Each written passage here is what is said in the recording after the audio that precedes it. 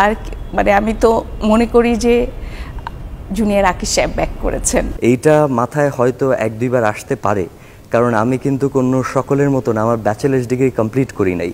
আমি কিন্তু university 3rd ইয়ারে ড্রপ আউট করে দিয়ে দেশে চলে আসছি। দাদা যে সময় শুরু করেছে বা দাদা যতটুকু করে যেতে পেরেছেন, সেটাকে যদি ফলো করে এবং তার থেকে যদি আরও ভালো করার পরিকল্পনা আমি না করি, তার থেকে আরও ভালো করার কাজ যদি না করি, তাহলে তো আজকে যে 3rd জেনারেশন বলতে পারছেন, 4th জেনারেশন তো আর বলতে পারবো না। তো যখন 16 বছর বয়স, ও তখন আমাকে বলা শুরু করে, ও তখন পড়ছে বাইরে। তো মা, আমার টাইম চলে যাচ্ছে, আমার দাদা 16-এ সব কিছু শুরু করেছে, প্লিজ মা তুমি হচ্ছে আমাকে বিজনেসে বাবাকে বলো, আর তুমি আর বাবা যেটা আমাকে শিক্ষা দিবা, এটা পৃথিবীর কোনো ইউনিভার্সিটি আমাকে সেই শিক্ষায় শিক্ষিত করতে পারবে না, তো বাবাকে বলো। তারপরে ও 20 বছর যখন হলো, ও দেশে আসলো, ওর বাবা প্লাস্টিক ডিভিশনটা ওর হাতে বুঝিয়ে দিল, বাবা তুমি এখন এটাকে দেখো। মানুষের মধ্যে আসলে আব্বা অন্যরকম ছিল, মানে আমার তো শ্বশুর উনি, কিন্তু আমি দেখেছি আমার বিয়ের পরে, ধরেন ফজরে নামাজ পড়তেন উনি, তারপর উনি 1 ঘন্টা এক্সারসাইজ করতেন, নিজের হেলথ খুব সম্পর্কে সচেতন ছিলেন উনি। তারপরে আব্বা খুব হেলদি ফুড খেতেন সব সময়।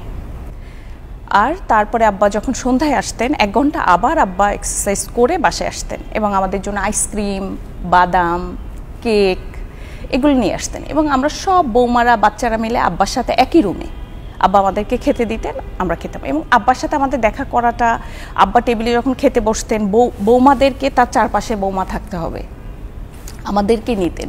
তো আব্বা আসলে বৌমা সিলেকশনের ক্ষেত্রে যেটা করেছে, ছেলের বউ, ছেলেদেরকে খুব অল্প বয়সে বিয়ে দিয়েছে আব্বা, এবং বউগুলো আমরা সবাই ছোট ছোট এসছি। তো আব্বা আমাদেরকে এই সুযোগগুলো আসলে দিয়েছেন, মানে আব্বা, এবং খুব সাধারণ জীবনযাপন করতেন আব্বা, খুবই সাধারণ, মানে আমরা দেখেছি এখনো বিভিন্ন জায়গায় আমরা শুনি, মানে উনার মতো জায়গায় থেকে এরকম সাধারণ জীবনযাপন আসলে একটা মহামানব মানুষ বলে না। আশরাফ কি মনে আছে দাদার সাথে কোনো স্মৃতি বা কোনো কথা? তখন রমজান মাস ছিল, 16 রমজান, তখন আমরা সিঙ্গাপুরে ফুল ফ্যামিলি সহই ছিলাম। হাসপাতালে দাদার যখন একেবারে লাস্ট মোমেন্টগুলো, তখন আমি খুব কান্নাকাটি করছিলাম যে ওই আইসিইউর ভিতরে আমি যেতে চাই, খুবই কান্নাকাটি করছিলাম, এটা আমার ভিভিডলি কিছুটা মনে আছে। তো তখন আমাকে, কোন গুণটা আপনাকে সবচেয়ে বেশি টানে? নিজের আশেপাশে একটা অ্যাম্বিয়েন্স রাখতেন, যেটা কিনা উনি মনে করেন একটা খুব বেশি দামি পোশাক না পরলেও মানুষ ওনাকে কোনো সময় বলতে পারবে না যে উনি একটা ম্যানারিজম নিয়ে আসেন নাই। ওয়েল ড্রেসড বলতে হবে, কিন্তু সেই ড্রেসটা কিন্তু সাদা, কিন্তু মানুষ বলতে হবে ওয়েল ড্রেসড। উনি কোনো সময় মানুষকে খুব খারাপ ভাষায় কথা বলা বা জোর গলায় কথা কেউ বলতে পারবে না, কিন্তু ওনাকে ওয়েল স্পোকেন বলতে হবে, কারণ ওনার কথা মানুষ তাও শুনতো। তো এই দাদার এই ক্যারেক্টারিস্টিকগুলা আমার কাছে খুবই ভালো লাগে, এবং আমার মনে হয় যে একটা মানুষ যদি এরকম হতে পারে, কারণ যে জোর গলায় কথা বলে একটা জায়গায় আসলে অনেকেই, স্পেশালি পিছনে কিছু টাকা হলে অনেক মানুষের বিহেভিয়ার পাল্টায়, মানুষের ড্রেস আপ পাল্টায়, মানুষ কিছু এরকম কিছু ইনস্ট্রুমেন্টকে ইউজ করে তার একটা নামকে এস্টাবলিশ করতে চায়, কিন্তু এগুলাকে না করেও যেটা করা যায়, সেটা আমার দাদা একটা পারফেক্ট এক্সাম্পল। আমার সেই জিনিসটা দাদার খুব ভালো লাগে। গেল কয়েক বছর ধরেই আমরা এই আয়োজনের মাধ্যমে বাংলাদেশের ব্যবসায়িক প্রজন্মের বিভিন্ন গল্প আপনাদের সামনে তুলে ধরছি। আজও আমরা সেরকম দুজনের সাথে কথা বলবো। আকিজ গ্রুপকে আপনারা সবাই চেনেন, আকিজ গ্রুপের এখন 3য় প্রজন্ম সরাসরি ব্যবসার সাথে সম্পৃক্ত। আমরা 3য় প্রজন্মেরই একজন সদস্য শেখ আশরাফ উদ্দিন, তিনি আকিজ প্লাস্টিক ডিভিশনের সিইও, আমাদের অতিথি হিসেবে আছেন, এবং তার আম্মা রেজওয়ানা সুলতানা, তিনিও পারিবারিক ব্যবসায় সম্পৃক্ত এবং আকিজ নাসির ফাউন্ডেশনের পরিচালক। আমাদের আজকের অতিথি, তাদের দুজনের কাছ থেকে পারিবারিক ব্যবসার গল্প, বাংলাদেশের সম্ভাবনা এবং তাদের চিন্তাভাবনা সম্পর্কে জানব। আপনাদের দুজনকে স্বাগত জানাচ্ছি এবং অনেক ধন্যবাদ জানাচ্ছি আমাদেরকে সময় দেওয়ার জন্য। ম্যাডাম, আপনার কাছে আসবো, এর আগে আশরাফের কাছ থেকে শুরুটা করতে চাই, যেহেতু একেবারেই তরুণ প্রজন্ম এবং সে ব্যবসার সাথে খুব অল্প সময় এত নিবিড়ভাবে জড়িয়েছে। আমার দাদা যখন আমার থেকেও ছোট, তখনই উনি দুজনকেই হারিয়েছেন। সেখান থেকেও দাদার পথ চলাটাও নিজের থেকেই শুরু, নিজে থেকেই উনি চেষ্টা করেছেন, আল্লাহ ওনাকে দিয়েছেন। ঠিক তেমনিভাবে আমার বাবা, আমার চাচা, ইমিডিয়েট যে ছোটো চাচা, তারা দুইজনও খুব অল্প বয়সে আমাদের ফ্যামিলি বিজনেসে জয়েন করেছে। কেন মনে হচ্ছে যে দাদা যে যত সময় শুরু করেছে তার চেয়ে আগে আপনার শুরু করা দরকার? দাদা যে সময় শুরু করেছে বা দাদা যতটুকু করে যেতে পেরেছেন সেটাকে যদি ফলো করে এবং তার থেকে যদি আরও ভালো করার পরিকল্পনা আমি না করি, তার থেকে আরও ভালো করার কাজ যদি না করি, তাহলে তো আজকে যে থার্ড জেনারেশন বলতে পারছেন, ফোর্থ জেনারেশন তো আর বলতে পারবো না যদি আমি সেই স্টেপটা যদি না নিই। আপনার আম্মার কাছে যাব যে আজরাফ ছোটবেলা থেকে ব্যবসা করবে, এটা কি আপনাদের কখনো কোনো প্রত্যাশা ছিল? ও 20-তে বিজনেস স্টার্ট করেছে আলহামদুলিল্লাহ। তো যখন 16 বছর বয়স, ও তখন আমাকে বলা শুরু করে, ও তখন পড়ছে বাইরে। তো মা, আমার টাইম চলে যাচ্ছে, আমার দাদা 16-এ সব কিছু শুরু করেছে, প্লিজ মা তুমি আমাকে বিজনেসে বাবাকে বলো, আর তুমি আর বাবা যেটা আমাকে শিক্ষা দিবা, এটা পৃথিবীর কোনো ইউনিভার্সিটি আমাকে সেই শিক্ষায় শিক্ষিত করতে পারবে না, তো বাবাকে বলো। তারপরে ও 20 বছর যখন হলো, ও দেশে আসলো, ওর বাবা প্লাস্টিক ডিভিশনটা ওর হাতে বুঝিয়ে দিল, বাবা তুমি এখন এটাকে দেখো। তো আলহামদুলিল্লাহ আলহামদুলিল্লাহ আলহামদুলিল্লাহ রাব্বিল আলামিন, খুব ভালো করছে। আপনার কি কখনো মনে হয়েছে যে এই যে 20 বছরে ব্যবসা হাতে নিয়েছেন, এটা একটা ঝুঁকিপূর্ণ কাজ হয়ে যাচ্ছে, বা আমি পারবো কি পারবো না, এরকম কোনো চিন্তা মাথায় আসছে কখনো? এইটা মাথায় হয়তো 1-2বার আসতে পারে, কারণ আমি কিন্তু কোনো সকলের মতন আমার ব্যাচেলার্স ডিগ্রি কমপ্লিট করি নাই। আমি কিন্তু ইউনিভার্সিটি 3rd ইয়ারে ড্রপ আউট করে দিয়ে দেশে চলে আসছি এই ব্যবসায় আপনার ঢুকতে, যেটা কিনা অনেকটা ইন্টারেস্টিং আপনি বলতে পারেন। কারণ সবার একটা, আমার বাবা মা অবশ্যই আমাকে সাপোর্ট করেছেন যখন আমি বলেছি যে এখান থেকে আমি এমন কিছু শিখতে পারছি না আর শিখতে পারছি না যেটা কিনা আমার সামনের দিনে যে কাজে লাগবে। তা আমাকে দেশে নিয়ে এসে আমি প্রথম আমার বাবার এক ধরনের বলতে পারেন সেক্রেটারি হিসাবে আপনার আমার প্রথম জব বলতে পারেন। 13 বছর বয়সে আমার বাবা মা আমাকে বোর্ডিং স্কুলে পাঠিয়ে দিয়েছে দুবাইতে। সো 13 বছর বয়স থেকে আমি কিন্তু ফুললি একা থেকে বড় হয়েছি। সেখান থেকে আমার লাইফের একটা, আপনি জিজ্ঞেস করছিলেন যে এত ছোট বয়সে বা এত অল্প বয়সে এসেছি, কারণ এই অল্প বয়সে আমি হয়তো মানুষ যেই লাইফ এক্সপিরিয়েন্সটা 25, 26, 27 বছর পর্যন্ত লেগে যায় যতটুকু গেইন করতে, যে লাইফের রিয়েলিটিগুলো গেইন করতে যতটুকু বয়স লাগে, আমার আসলে তার অল্প বয়সে সেই রিয়েলিটিগুলো আমি গেইন করতে পেরেছি। নিশ্চয় দাদা যখন মারা যান, আজরাফ তো অনেক ছোট। কখনো কি বলেছে যে আজরাফকে তোমরা কিন্তু ব্যবসায় নিয়ে আসবা, বা ওর উপরে কিন্তু আমার অনেক প্রত্যাশা থাকবে? মানুষের মধ্যে আসলে আব্বা অন্যরকম ছিল, মানে আমার তো শ্বশুর উনি, কিন্তু আমি দেখেছি আমার বিয়ের পরে, ধরেন ফজরের নামাজ পড়তেন উনি, তারপর উনি 1 ঘন্টা এক্সারসাইজ করতেন, নিজের হেলথ খুব সম্পর্কে সচেতন ছিলেন উনি। তারপরে আব্বা খুব হেলদি ফুড খেতেন সব সময়।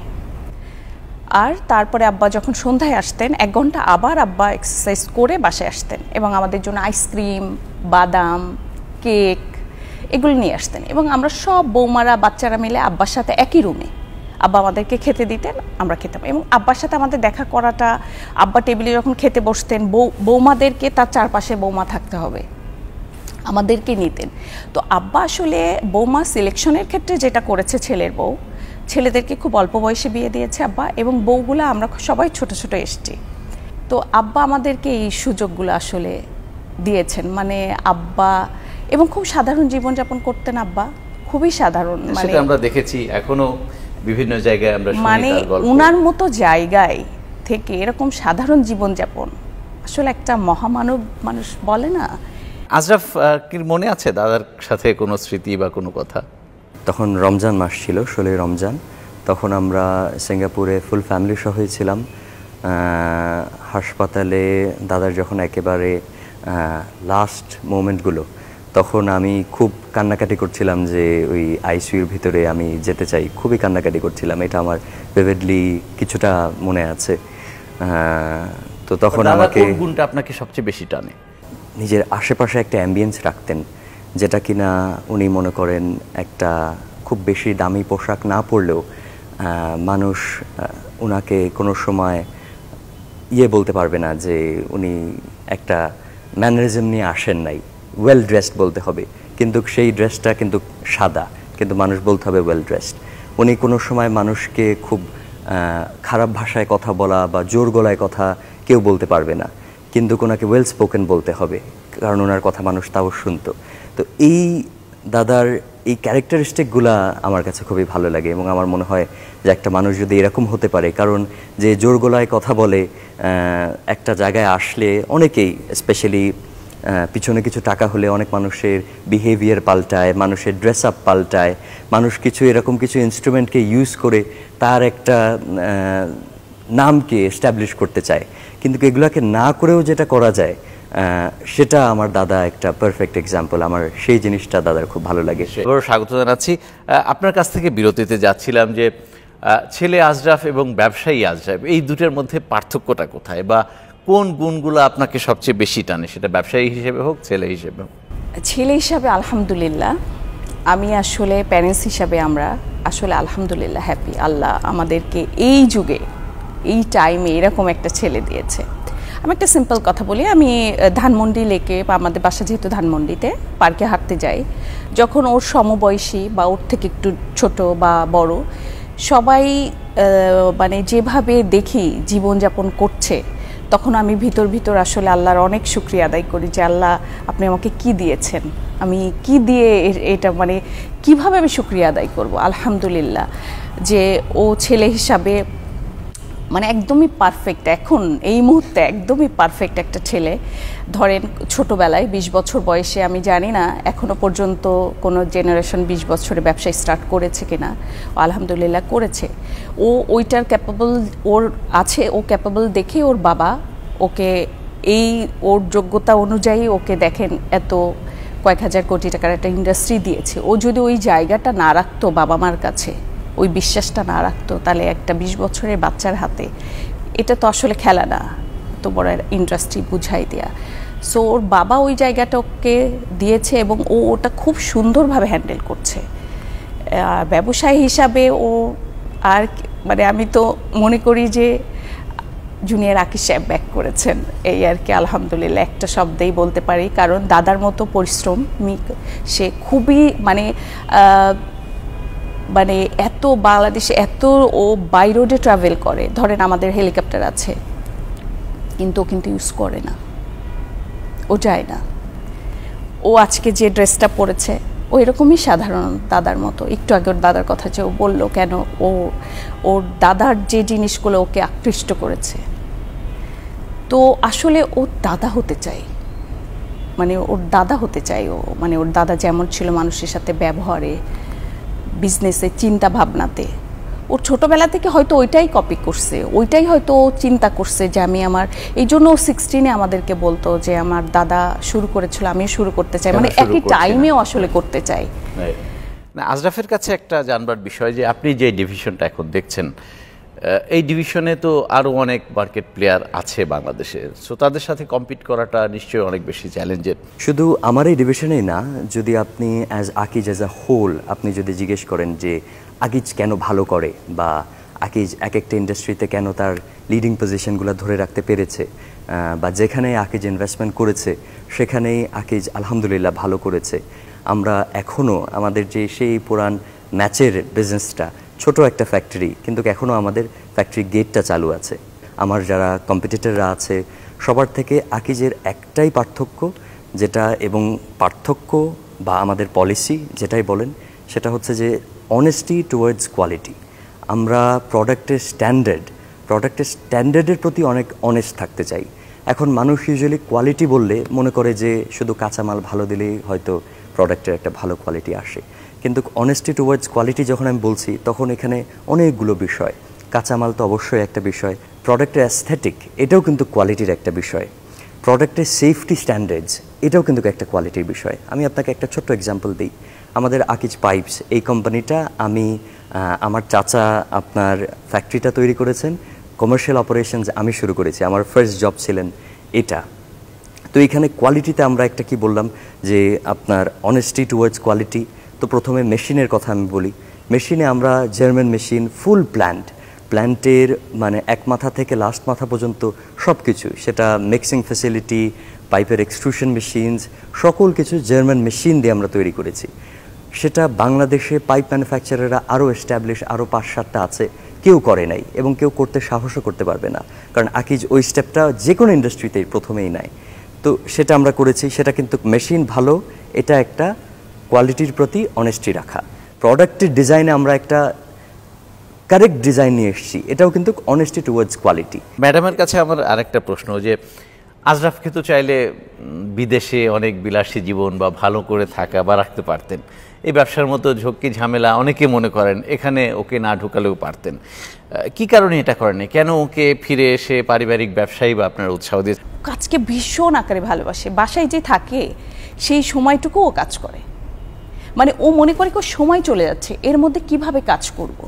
ওকে আমরা যখন ইউনিভার্সিটিতে পাঠিয়েছি লন্ডনে, ওর অ্যাকাউন্টে যে টাকাতে দিয়েছি তা আজও আছে, ও খরচ করতে পারে না একদম। আমি বললাম না যে জুনিয়র আঁকি সে ব্যাক করেছে, ওর লাইফস্টাইল, ওর জীবনযাপন সব কিছু ওর দাদার মতো। আপনারা কি এরকম স্বপ্ন দেখেন যে আরো একজন আকিজউদ্দিন আশরাফুদ্দিনের মধ্যেই গড়ে উঠবে? বা ইনশাল্লাহ, ইনশাল্লাহ, কারণ আমরা আজকে যে অবস্থানে আছি সব কিছুই কিন্তু আমার শ্বশুরের দেয়া। আজও পর্যন্ত মানুষ কেন মনে রাখছে দেশ বিদেশে ওনার সততার জন্য, ওনার কাজের মাধ্যম দিয়ে। তো আমি সেটা চাই যে আমার ছেলের কাজের মাধ্যম দিয়ে মানুষ জানি ওকে স্মরণ করে। আশরাফ, আপনার কি মনে হয় যে এখন তো বড় বড় যারা উদ্যোক্তা তাদের কাছেও বাংলাদেশে ব্যবসা করা হচ্ছে সবচেয়ে কঠিন কাজ, তরুণ উদ্যোক্তারা তো এই কারণে আসতেই চান না বা এই সাহসটা করতেই চান না। আপনার কাছে কি মনে হয় যে এই যে আপনার বাবা মায়ের যে প্রত্যাশা যে আরও একজন আকিজউদ্দিন দেশে তৈরি হবে এবং সেটা আপনার হাত ধরে, কিভাবে এই চ্যালেঞ্জগুলো মোকাবেলা করা যাবে? সরকার পতন হলো, এটা একটা ব্যবসাকে ইম্প্যাক্ট করার মতন বিষয়। ব্যাংকে ডলার ক্রাইসিস হলো বড় একটা, এটা একটা ব্যবসাকে ইম্প্যাক্ট করার মতন বিষয়। বড় সারা বাংলাদেশ জুড়ে একটা লেবার আনরেস্ট হলো, অনেক ফ্যাক্টরি বন্ধ, এখনও অনেক ফ্যাক্টরি বন্ধ, এখনও প্রায় প্রত্যেক দিনই কোনো না কোনো জায়গায় লেবার আনরেস্ট আছে।